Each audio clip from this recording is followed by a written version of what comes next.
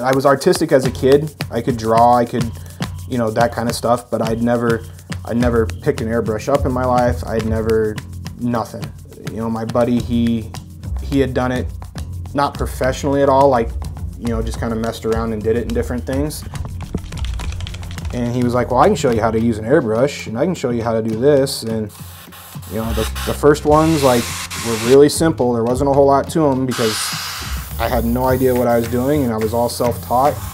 How an airbrush works is you go down for air and you go back for paint. So to get that down and back to be able to create highlights and lowlights and different things like that, that's what kind of took me the longest to figure out how to do, was to control the piece of equipment I use every day. But it's like anything else, once we went to, this is my full-time job, the thing's in your hand every day, so you get more and more used to being able to work with it.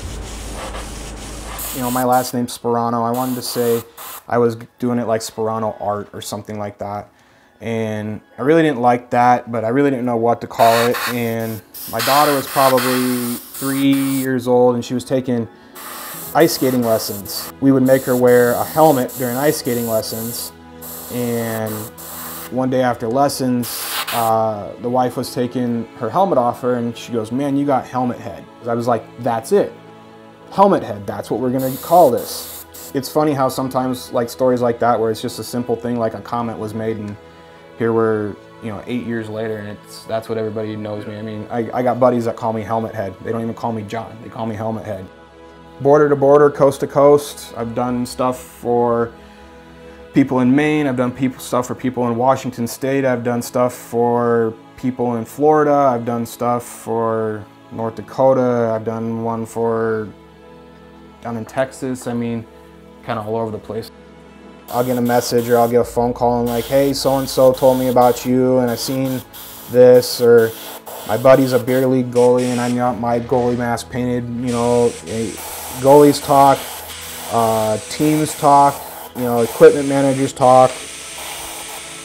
It's anywhere from like a 10-year-old kid to an NHL goalie, really. I kind of believe in doing my best work no matter what level you are. This one's for a pro women's goalie. I got one this week that is for Colorado College that plays in the NCHC. I got one this week that's for a 16-year-old girl in Chicago, Illinois that plays for the Chicago Mission. Honestly, the ones that are most fun to work with are like the 10, 12-year-old kids, because they really have no expectation. Then you show it to them and their eyes just kind of light up like Christmas morning, and that's the fun stuff to see. Wow, I could have just ripped it that way. I did 90 some last year. I haven't seen this in person yet. I've probably only seen maybe 15 of them actually in person give it to them. You know, everything's just kind of, you put it in the mail and away it goes and you go on to the next project. It's pretty awesome to see this all put together and to see it all compiled.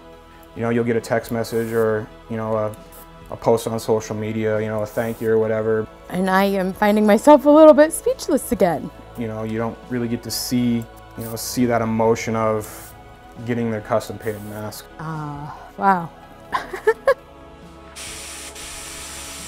People will say to me, like, how many hours you got in a project? It varies. I mean, there's some of them that are extremely complex, and there's some of them that aren't as complex.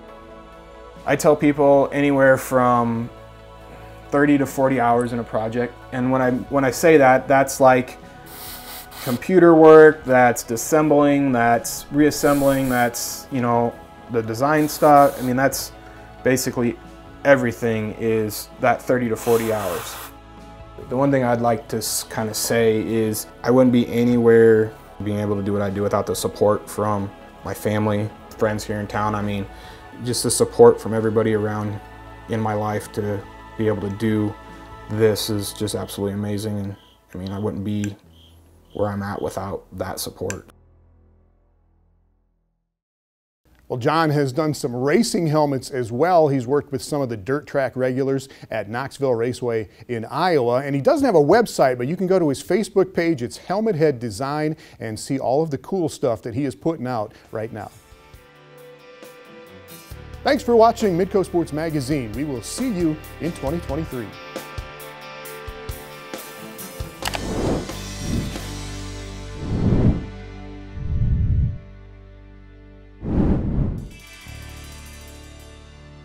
This has been Midco Sports Magazine, presented by Build Your Base with Beef Sports Nutrition and Training Program.